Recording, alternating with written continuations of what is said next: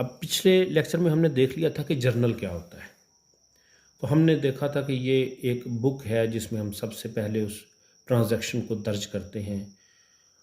और अब हम पहली ट्रांजैक्शन, क्योंकि किसी भी कारोबार की जो पहली ट्रांजैक्शन होती है वो यही होती है कि कारोबार का ऑनर, कारोबार का प्रोप्राइटर यानी कारोबार का मालिक कारोबार को शुरू करता है।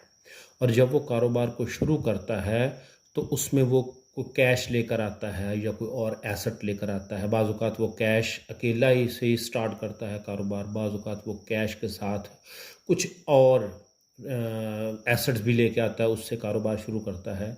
तो हम इनिशियली तौर पर, इब्तदाई तौर पर ये फ़र्ज़ कर रहे हैं कि एक मिस्टर असलम है, ये कारोबार का मालिक है, प्रोप्राइटर है और ये अपना बिज़नेस स्टार्ट कर रहा है और 1 लाख रुपए ये कैश लेकर आ रहा है। डेट है 2010 ईयर और जनवरी 1 डेट है। उस पर mister Aslam started his business with cash ₹1 lakh, यानी 1 लाख रुपए से वो कारोबार शुरू कर रहा है। अब इसको हमने अपने जर्नल में एंटर करना है, दर्ज करना है। तो हम कैसे करेंगे? तो सबसे पहले हम देखेंगे कि इसमें 2 अकाउंट को ट्रेस करना है, क्योंकि किसी भी ट्रांजैक्शन में कम अज़ कम 2 अकाउंट लाजमी तौर पर मौजूद होते हैं। 2 से ज़्यादा भी हो सकते हैं, लेकिन कम अज़ कम 2 लाजमी तौर पर मौजूद होते हैं। हमारा काम है कि उन 2 को ट्रेस करना, ढूंढना कि कौन से हैं। एक चीज़ तो हमें यहाँ बहुत ही वाज़ेह नज़र आ रही है कि एक अकाउंट तो उसमें कैश है। अब कैश एक पहलू है, दूसरा कौन सा होगा? अब चूँकि वो बिज़नेस स्टार्ट कर रहा है, तो बिज़नेस स्टार्ट जब वो करता है और कैश जब वो लेके आता है तो उसको हम कहते हैं कि बिज़नेस का में कैपिटल इंट्रोड्यूस किया है। कैपिटल की डेफिनेशन ही यही है कि जब कारोबार का मालिक कारोबार में सरमाया लगाता है, पैसे लगाता है, कोई एसेट इन्वेस्ट करता है, तो हम उसे कहते हैं कि ये प्रोप्राइटर का कैपिटल जनरेट हो गया है। तो इसका मतलब है कि इसमें दूसरा अकाउंट कैपिटल है। पहला अकाउंट कैश और दूसरा कौन सा है? कैपिटल है। अब हमने ये देखना है, एक तो हमने ये देख लिया कि 2 अकाउंट कौन से हैं, एक इसमें कैश का है और दूसरा इसमें है कैपिटल का। अब दूसरी जो चीज़ हमने ढूंढनी है वो ये है कि इनमें से डेबिट कौन सा होगा और क्रेडिट कौन सा होगा। और आपको ये भी पता है कि जो चीज़ डेबिट होती है उसे हम डिटेल वाले खाने में पहले लिखते हैं, फर्स्ट लाइन में, और इस लाइन के करीब लिखते हैं, इंडेंट लेफ़्ट साइड पे। डेबिट का मतलब ही लेफ़्ट है।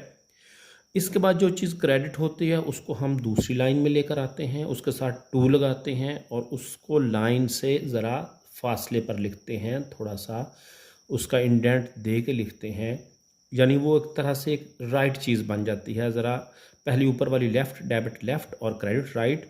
डेबिट की रकम हम डेबिट वाले खाने में लिखेंगे और क्रेडिट की रकम हम क्रेडिट वाले खाने में लिखेंगे।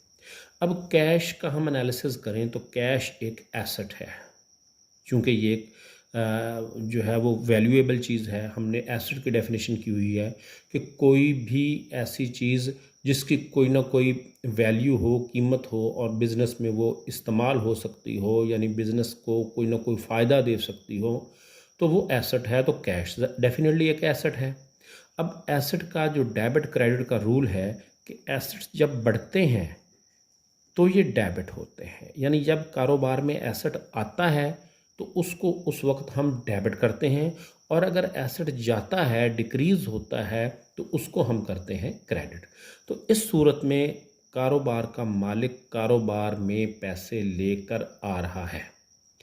तो कारोबार में तो पैसे आ रहे हैं, हमने बिज़नेस पॉइंट ऑफ व्यू से देखना है, हमने ऑनर के पॉइंट ऑफ व्यू से नहीं देखना, हमने बिज़नेस में देखना है। तो बिज़नेस में कैश आ रहा है, कैश एसेट है, तो एसेट इंक्रीज़ हो रहा है, और जब एसेट इंक्रीज़ हो रहा है तो एसेट होगा डेबिट, यानी कैश को हम करेंगे डेबिट।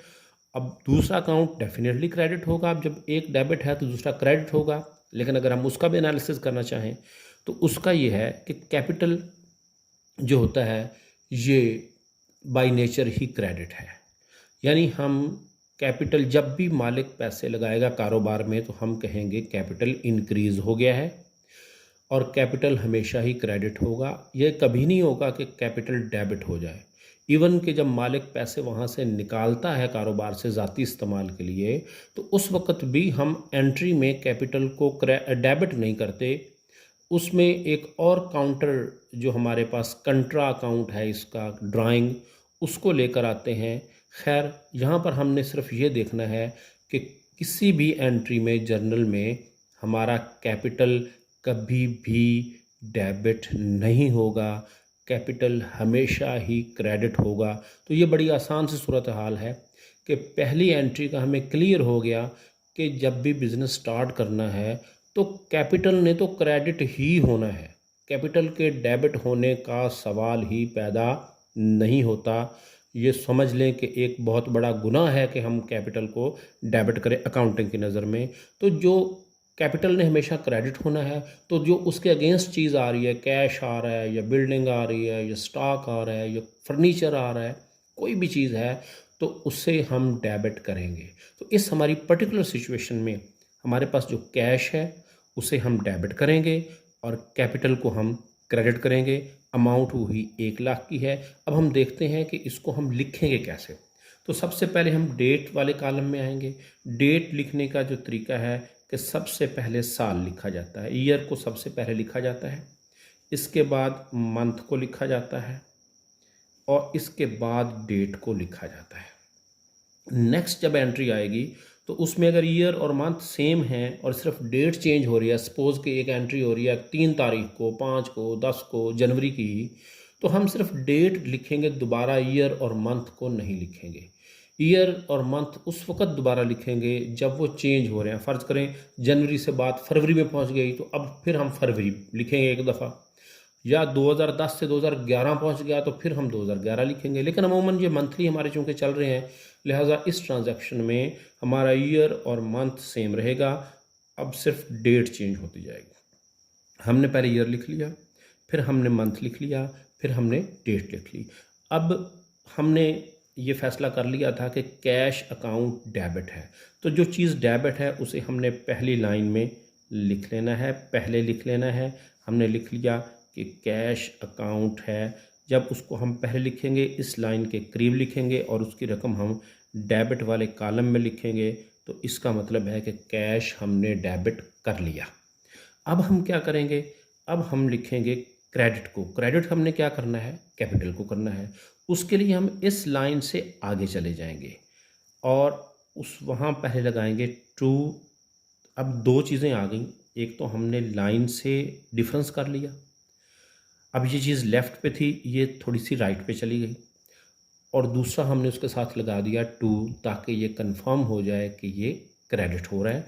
और साथ में हमने लिखा उसका नाम अकाउंट का नाम कैपिटल अकाउंट है, वो हमने लिख लिया और इसकी अमाउंट हमने इसके सामने क्रेडिट वाले कॉलम में लिख दी और अमाउंट सेम है।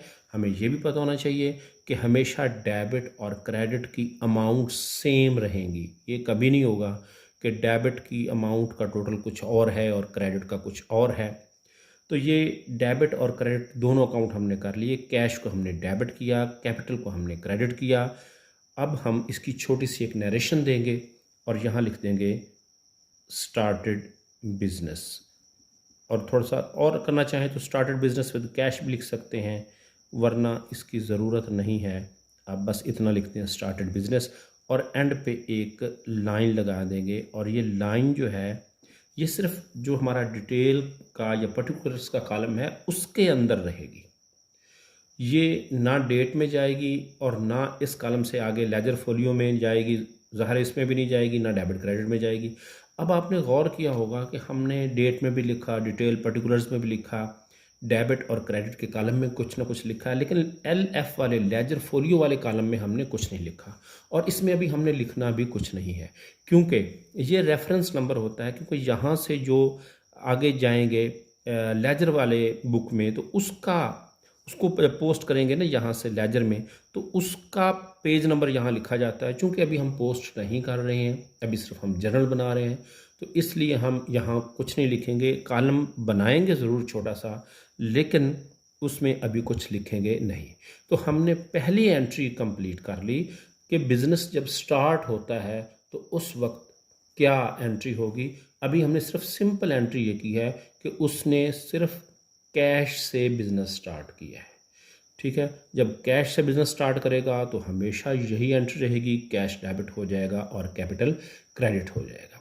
नेक्स्ट टाइम हम देखेंगे इंशाल्लाह कि कैश के अलावा भी दीगर चीज़ों से हम बिज़नेस को स्टार्ट करेंगे, लेकिन पहली एंट्री में हम सिर्फ ये कर रहे हैं कि हमने सिर्फ कैश से बिज़नेस स्टार्ट किया और उसकी हमने एंट्री कंप्लीट कर ली।